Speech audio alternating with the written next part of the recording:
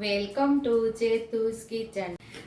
આજે આપણે સેવ ગલકાનું શાક બનાવવાના છે। તો અહીંયા આપણે 3 ગલકા લઈ લીધા છે અને એક લસણનો ગાંઠિયો ફોલી લીધો છે। અહીંયા લીલા ધાણા લીધા છે, એક ટમેટું લીધું છે, એક નાની વાટકી ભરીને સેવ લીધી છે। આની રેસીપી આપણી ચેનલ ઉપર તમને મળી જ જશે। આપણી ઘરની બનાવેલી સેવ છે। બાકી રેગ્યુલર મસાલાની અંદરથી મસાલાનો ઉપયોગ કરી અને ટેસ્ટી એવું શાક બનાવશું। સાંજના શાકમાં તમને કાંઈ આઈડિયા ન આવતા હોય તો એકવાર ગલકા સેવનું શાક બનાવજો, અથવા તો સેવ ગલકા તમે કહી શકો કે ગલકા સેવનું શાક, એવી રીતે તમે એકવાર બનાવજો। તમને પણ એકદમ ટેસ્ટી એવું લાગશે ને ખાવામાં પણ ખૂબ મજા આવશે। આ શાક તમને રોટલા સાથે પણ ખાવાની મજા આવશે અને ખીચડી સાથે પણ ખાવાની ખૂબ જ મજા આવે એવું શાક આજે બનાવવાના છીએ આપણે। ખાંડણીમાં આપણે લસણ લઈ લીધું છે, થોડું મીઠું નાખી અને આપણે લસણને ખાંડી લેવાનું છે। થોડું આપણે લસણ ખાંડી લીધું છે, 1 ચમચી લાલ મરચું પાવડર ઉમેરી અને ચટણી તૈયાર કરી લઈશું લસણવાળી। અહીંયા આપણે લસણવાળી ચટણી તૈયાર થઈ ગઈ છે। હવે આને સાઈડ ઉપર આપણે રાખી દઈશું। ગલકાની હવે આપણે છાલ ઉતારી લઈશું। કોઈ આછી છાલ ઉતારે, પણ હું વધારે છાલ ઉતારું જ છું, બધી એકદમ સોફ્ટ એવું શાક થાય આપણું।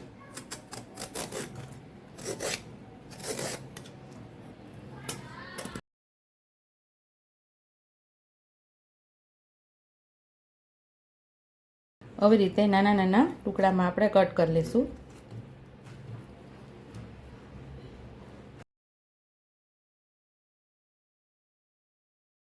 આવી જ રીતે બધા ગલકાને આપણે છોલીને સુધારી લઈશું।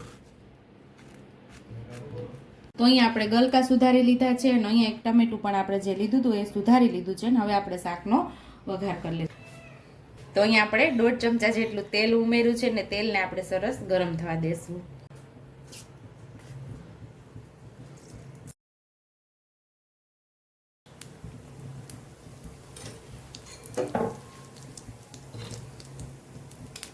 અહીંયા આપણે 1 ચમચી જેટલી રાઈ ઉમેરીને એક નાની અડધી ચમચી જેટલી રાઈ ઉમેરી છે અને નાની ચમચી જેટલી હિંગ ઉમેરી અને લાલ મરચું પાવડર આપણે જે લસણવાળી ચટણી બનાવી લઈએ ઉમેરી દઈશું। અહીંયા ગેસને આપણે ધીમો કરી દઈશું। એ પહેલાં આપણે મસાલાને સાતળી લેવાનો છે। અહીંયા હવે આપણે ગલકા ઉમેરી દઈશું।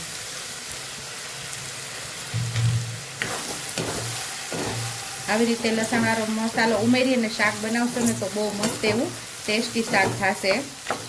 મસાલા સાથે આપણે ગલકાને સોતરી લેવાના છે, એકદમ સરસ સાતળી લેવાના છે। આમાં 1 ચમચી જેટલી હળદર નાખી છે અને આપણે 1.5 ચમચી જેટલું ધાણા જીરું ઉમેરશું અને સ્વાદ મુજબનું આપણે મીઠું ઉમેરશું। આપણે લસણ ખાંડવામાં પણ મીઠું ઉમેરેલું। સરસ આપણે સાતળી લેવાનું છે શાકને।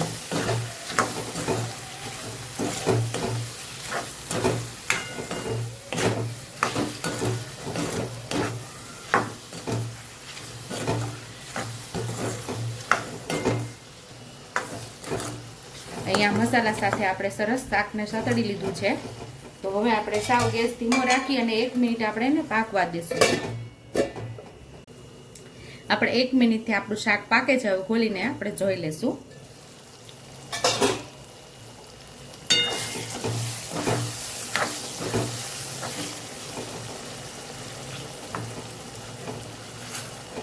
આપણા ગલકા એકદમ મસ્ત એવા પાકી ગયા છે, કારણ કે આપણે એકદમ મસ્ત એવીની છાલ આપણે ઉતારી લીધી હતી, એટલે એકદમ સરસ જલ્દી પાકી જાય છે।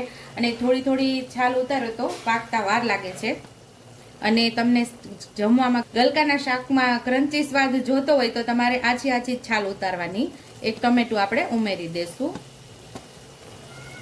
ટમેટું ને લીલા ધાણા ઉમેરીને થોડીક વાર આપણે પાછું હલાવી લઈશું।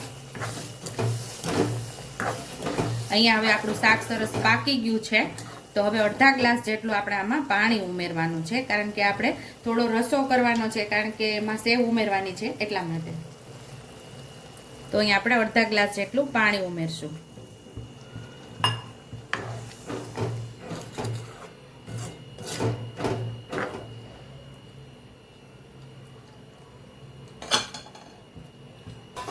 તો અહીંયા આપણું શાક મસ્ત એવું ઉકળી ગયું છે અને સેવને આપણે ઉમેરી દેવાની છે। ગેસ આપણે બંધ કરી દઈશું, કારણ કે જમવા બેસતી વખતે જ આપણે આમાં સેવ ઉમેરવાની। નહીતર આપણે એકદમ શાક ઘણા એમ કે પીંડા જેવું થઈ જાય, લોંદા જેવું શાક થઈ જાય, એવું થઈ જાય. પણ જ્યારે જમવા બેસવું હોય ત્યારે આ શાકની અંદર આપણે સેવ ઉમેરવાની અને જે પ્રમાણે તમારે ગ્રેવી એટલે કે રસો જોતો હોય એ પ્રમાણે પાણી ઉમેરવાનું. તો અહીંયા આપણે આટલા રસાવાળું શાક બનાવેલું છે. તો ડિનર માટે આપણું ગલકા સેવનું શાક તૈયાર છે. ઉપરથી લીલા ધાણાથી આપણે ગાર્નિશ કરી દઈશું. જો તમને મારી રેસીપી પસંદ આવી હોય તો મારી રેસીપીને લાઈક કરજો, શેર કરજો, સબસ્ક્રાઈબ કરજો, બેલ આઇકોનને દબાવતા ભૂલતા નહીં અને કમેન્ટ બોક્સમાં કમેન્ટ કરજો કે મારી રેસીપી કેવી લાગી. તો આવજો.